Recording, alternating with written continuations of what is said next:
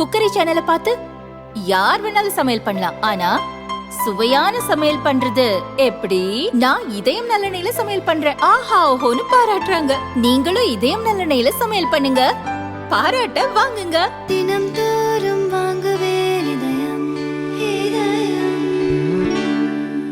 விக்கிரவாண்டி இடைத்தேர்தலுடைய முடிவுகள் எதை காட்டுகின்றது என்றால் பணபலத்தையும் அதிகார பலத்தையும் காட்டுகிறது.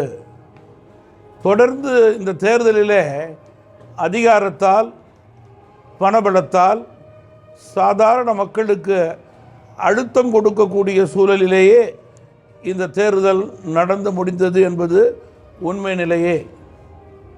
திராவிட முன்னேற்றக் கழகம் மற்றும் அதனை சார்ந்த கூட்டணிகள் செய்த பல தவறான அணுகுமுறைகளை தாண்டி சுமார் 55,000 வாக்குகளுக்கு மேல் தேசிய ஜனநாயக கூட்டணி பாமகவினுடைய வேட்பாளர் பெற்றிருக்கிறார் என்பது சட்டமன்ற தேர்தலுக்கு தேசிய ஜனநாயக கூட்டணிக்கு நல்ல செய்தி என்றே நான் கருதுகிறேன்.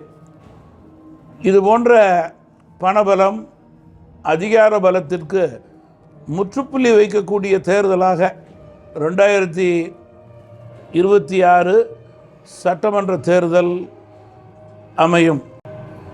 தேர்தலுடைய திமுக கூட்டணியினுடைய அணுகுமுறை, தங்களுக்குள் வைத்து கொண்ட கோட்பாடு, செயலாற்றிய முறை, இவைகளை பற்றி தேர்தல் ஆணையம் கவலைப்படவில்லை என்று நான் தெரிவிக்க விரும்புகிறேன்.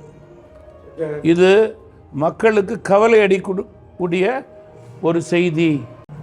தமிழகத்திலே தேசிய ஜனநாயக கூட்டணி 2026 வெற்றி பெறக்கூடிய நல்ல சூழலை கூட்டணியினுடைய கட்சிகள், அதனுடைய தலைவர்கள், தொண்டர்கள், பொறுப்பாளர்கள் இணைந்து மக்களை சந்தித்து அதற்கு வலு சேர்ப்போம்.